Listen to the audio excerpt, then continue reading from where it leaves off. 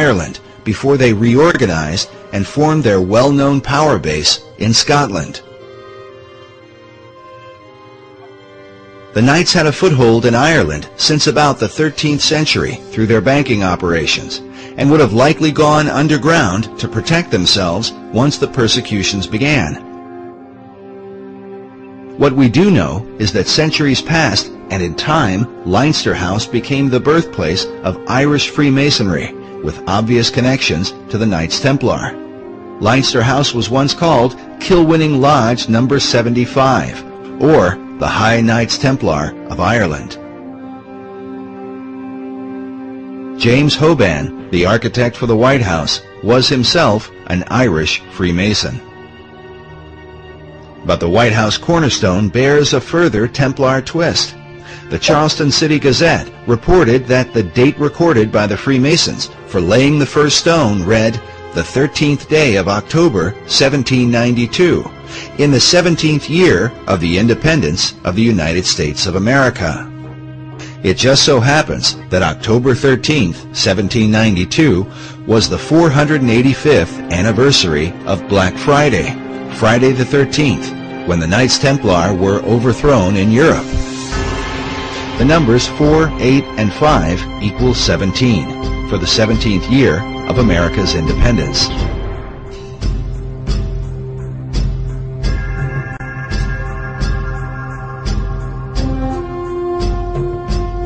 Meanwhile, the day before, on October 12th of 1792, was the first celebration of Columbus Day in America, and supposedly commemorates how Christopher Columbus sailed for 33 days before he made his first landfall in the New World.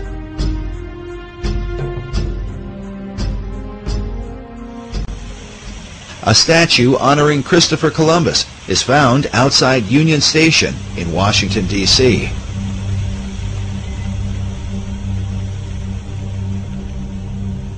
The Columbus Monument declares that it was the faith and courage of Christopher Columbus that gave to mankind a new world. Yet for years, researchers have wondered why American historians have given such credit to Columbus when there were others who had reached the New World earlier. Columbus in 1492 only got as far as the Caribbean islands. Even the sealing of the state capitol acknowledges the coming of the Vikings. Historians argue that Leif Erikson made it to the New World some 500 years before Columbus. You do have history. You just don't recognize it. Or could it be that the recognition is intended to represent something else? After all, when Columbus sailed the ocean blue, he did so with sails bearing a red cross on a white background, the symbol of the Knights Templar. These same ships are found painted on the interior ceiling of the U.S. Capitol. When they were arrested, the Templars were accused of devil worship, a charge that has been a point of controversy to this day. Many, many hundreds of knights were captured, they were tortured, and that makes a lot of their confessions rather suspect.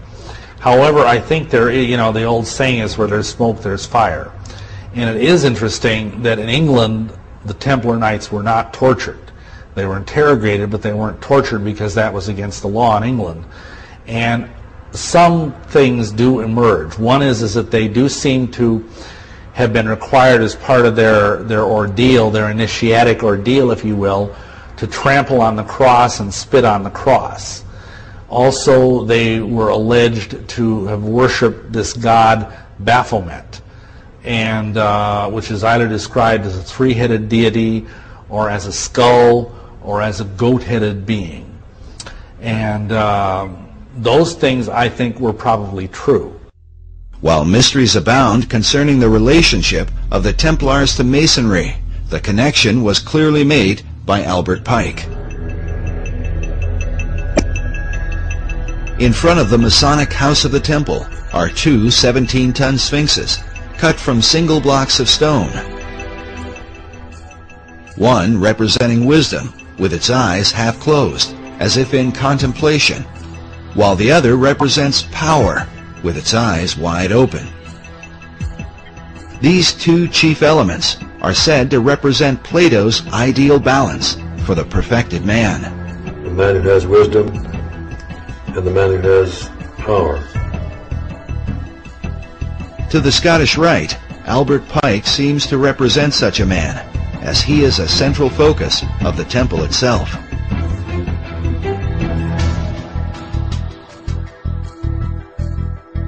A bust of Pike is featured at the top of a stone altar in the main hall.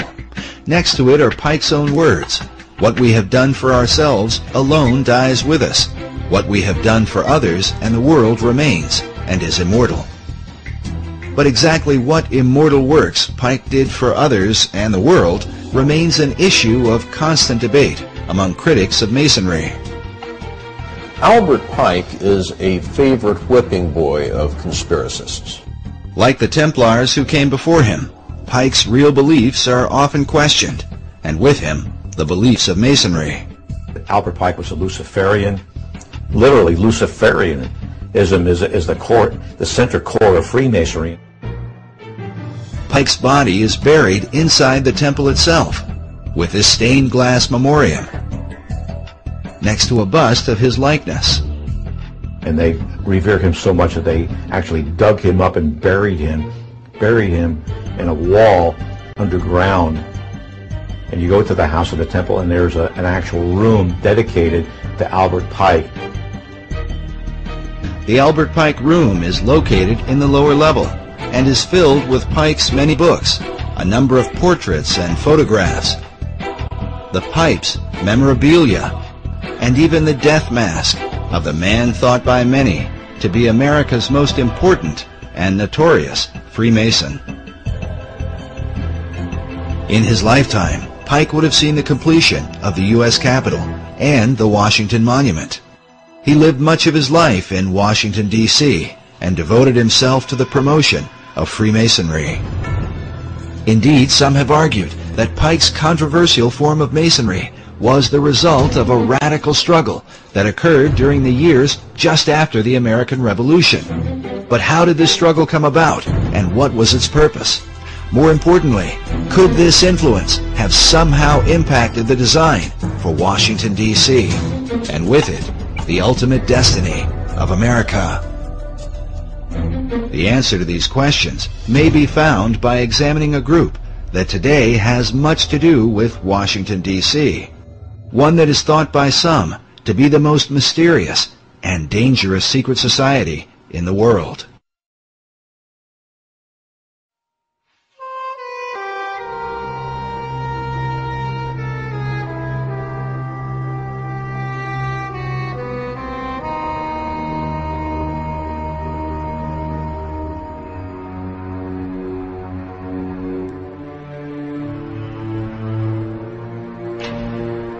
General William Huntington Russell was at a university in Germany, studied the ways of a secret society that is sometimes spelled S-C-U-L-L, asked permission to transfer it to North America, and he did. And that is the beginning of Skull and Bones. Some 50 years earlier, during the time of the American Revolution, Germany had been the home of a secret order that many claim would be responsible for all the wars and conspiracies of the next 200 years.